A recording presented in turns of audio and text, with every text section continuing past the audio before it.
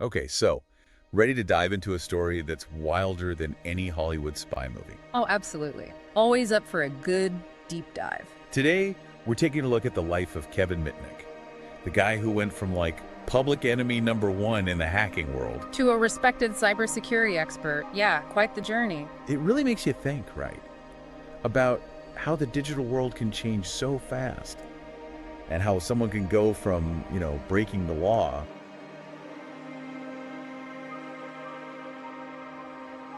To actually helping to uphold it. So let's rewind back to the beginning. We're talking Los Angeles in the 70s.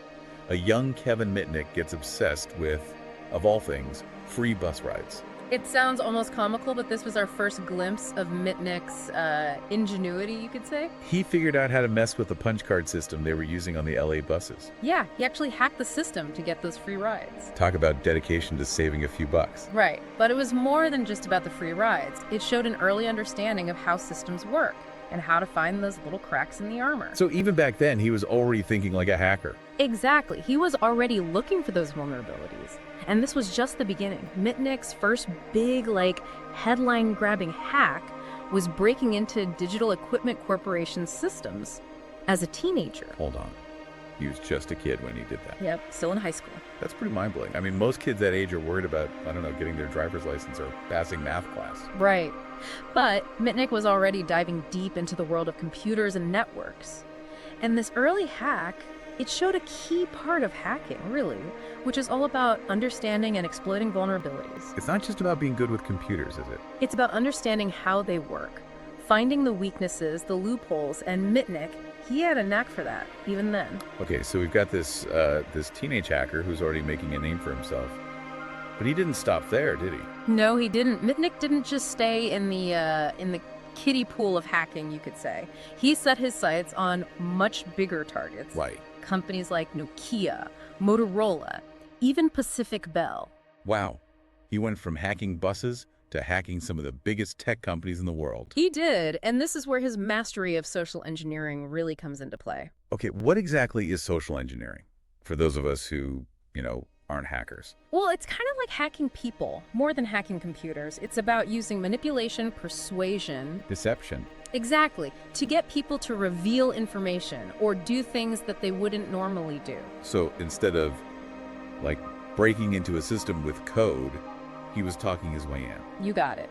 Mitnick understood that people can be just as vulnerable as any computer system, maybe even more so. Because we trust people, right? We want to be helpful. Exactly. And Mitnick, he was a master at exploiting that. He would use his charm, his wit, to trick employees into giving him sensitive information. Passwords, security codes, you name it. There's even that story about him prank calling the FBI, right? Just to prove he could do it. Yeah. I mean, that's classic Mitnick. Bold, audacious, and always pushing the limits. It's that kind of, daring that made him both notorious and kind of a legend in the hacking world. He became this almost mythical figure. But living on the edge like that, it's bound to catch up with you eventually, right? Well, yeah. You can't outrun the law forever. And for Mitnick, the game of cat and mouse with the FBI was about to get very real. Because he became a fugitive. Mm-hmm. Literally on the run from the authorities. Living a life in the shadows. It sounds like something out of a movie, doesn't it? It does. And we'll get into all that and how it all came crashing down from after the break. Right, because this story, it takes some wild turns. We'll be right back. So we left off with Kevin Mitnick as a fugitive, living life on the run, constantly trying to stay one step ahead of the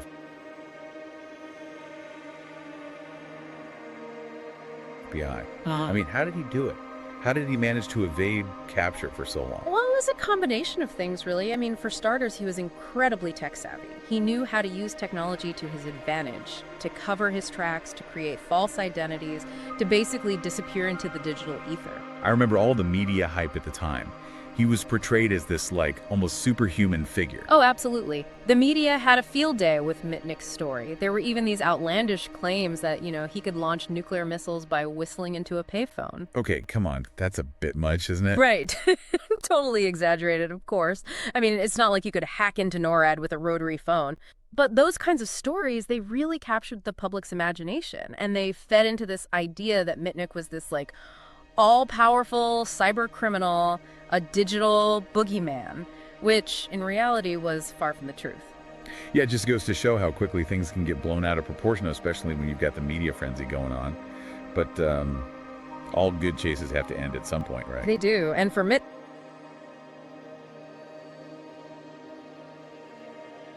the end came in Raleigh, North Carolina. That's where he was finally tracked down and arrested. By? A cybersecurity expert named Tsunomu Shimomura. So it was like a battle of the cyber titans. You could say that. Shimomura was a brilliant cybersecurity expert in his own right.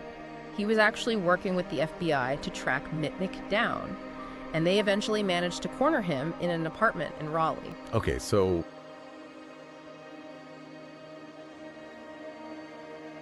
what happened then? I mean, after he was captured. Well, Mitnick was charged with a whole slew of computer crimes. He ended up pleading guilty and was sentenced to 5 years in prison. 5 years. That seems, I don't know, kind of harsh considering he didn't actually, like, steal any money or cause any real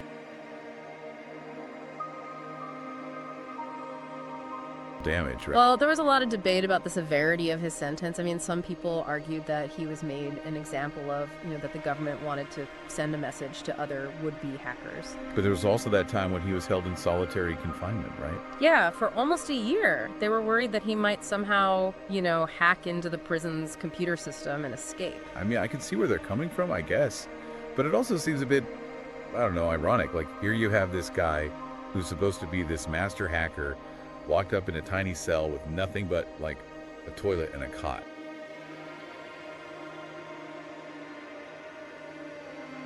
Right. Not exactly a high-tech environment for someone like Mitnick. But regardless of whether his punishment was justified or not, that period of incarceration had a profound impact on him. You could say it was a turning point in his life.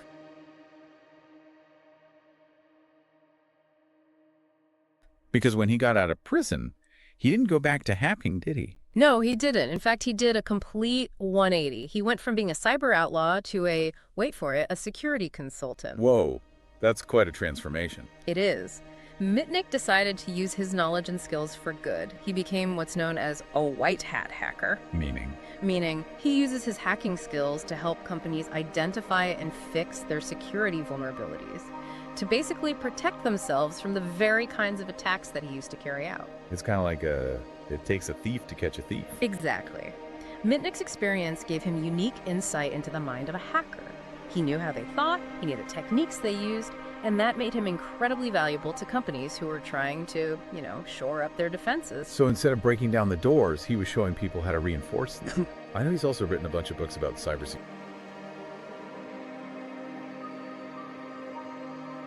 Right? He has. In fact, one of his books, The Art of Deception, is considered a classic in the field.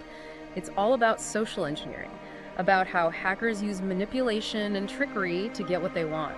I bet that's a fascinating read. It is. It really gives you a glimpse into the psychology of hacking. And it can also help you be more aware of, the kinds of scams and phishing attacks that are out there. So it's not just for techies. It's actually got some practical advice for, everyday people. Exactly. We all need to be more aware of these things, especially in today's digital world. Didn't he also start his own cybersecurity firm? He did. Mitnick Security Consulting. It's a company that helps businesses, assess their security risks and develop strategies to protect themselves from cyber attacks. So he basically went from being the most wanted hacker in the world to being a sought-after security expert. It's a remarkable story of redemption. It shows that even someone who's made some serious mistakes can turn their life around and use their skills for good. It also makes you think about the whole idea of, good guys and bad guys in the digital world. The lines can get pretty blurry sometimes, can't they? They can, and I think Mitnick's story is a perfect example of that. But it also shows that even in a world that's often seen as, black and white, there's always room for nuance, for change, for second chances. So what are some of the biggest takeaways from Mitnick's story, especially for people who are, trying to understand the world of cybersecurity? Well, I think one of the most important lessons is the enduring power of social engineering. We tend to focus on, the technical aspects of cybersecurity, firewalls, encryption, all that stuff. But as Mitnick proved, people are often the weakest link. Because it's easier to trick someone than it is to, like, crack a complex code. Exactly. Hackers know that, and they exploit it all the time. So it's crucial to be aware of the techniques they use to understand how they manipulate people. So it's not just about having the latest antivirus software. It's also about being savvy, being aware of the risks. Right. It's about thinking critically and not taking things at face value, especially online. And Mitnick's story also highlights the importance of ethical hackers, doesn't it? It does. Those are the good guys who use their hacking skills to, identify vulnerabilities and help companies improve their security. And they play a vital role in the fight against cybercrime. Because they can think like the bad guys. Exactly. They know the tricks of the trade, and they use that knowledge to make systems more secure. So Kevin Mitnick's journey has been quite a wild ride. From teenage hacker to fugitive to cybersecurity guru. It's a story that reminds us that the digital world is full of twists and turns, and it's constantly evolving. It is. It's a world where the lines between good and bad can be blurry, and where the choices we make have real consequences.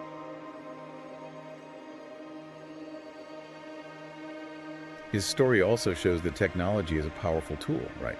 It can be used for good or for bad. Absolutely. And it's up to us to decide how we want to use it, to make sure that we're using it responsibly and ethically. I think that's a great point to end on. Mitnick's story is ultimately a reminder that in the digital world, the choices we make matter. They do, and the impact of those choices can be felt far and wide. Yeah, and it's, it really makes you think about where that line is between just being curious and actually, breaking the law, especially when it comes to computers and the internet. Right, because you can start out, just messing around, trying to see what you can do. Like with Mitnick and those bus punch cards, it seemed harmless enough at the time, but it was still illegal. It's a slippery slope, isn't it? Yeah, it can be. And I think that's one of the big takeaways from Mitnick's story, that we all need to be aware of that line and make sure we're not crossing it, even if it's just out of curiosity. Especially nowadays, right? When practically everyone's online and there's so much information and technology at our fingertips. Exactly. It's easier than ever to get into trouble, but it's also easier than ever to learn about cybersecurity, to understand the risks, and to protect ourselves. So what would you say is the most important thing people can do to stay safe online?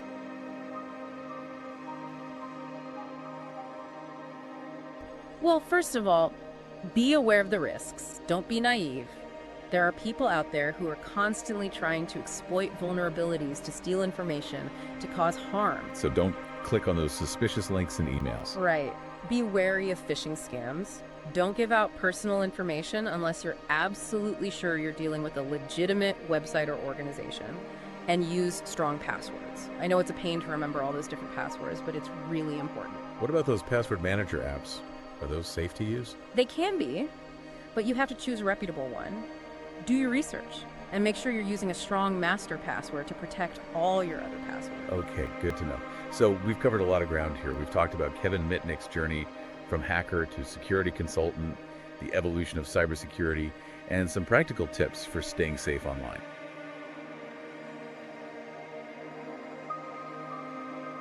And I think it's worth reiterating that even though the digital world can seem like a scary place sometimes, there are also a lot of really smart people working hard to keep us safe, like those ethical hackers we talked about. Right, they're the good guys who are constantly fighting the bad guys. Yeah. And they're playing a crucial role in making the internet a safer place for everyone. Exactly. So while it's important to be aware of the risks, it's also important to remember that there are people out there fighting the good fight. That's reassuring. So to wrap things up, what's the one big takeaway you want our listeners to remember from Kevin Mitnick's story? I think the biggest takeaway is that in the digital world, the choices we make matter. Whether you're a hacker, a security expert, or just an average person using the internet, the decisions you make can have a real impact. So be thoughtful, be responsible, and use your knowledge and your skills for good. Well said. And on that note, I want to thank you for joining us for this deep dive into the fascinating and ever-evolving world of cybersecurity. It's been a pleasure. And to our listeners, thanks for tuning in. Stay safe out there, and we'll catch you next time for another deep dive.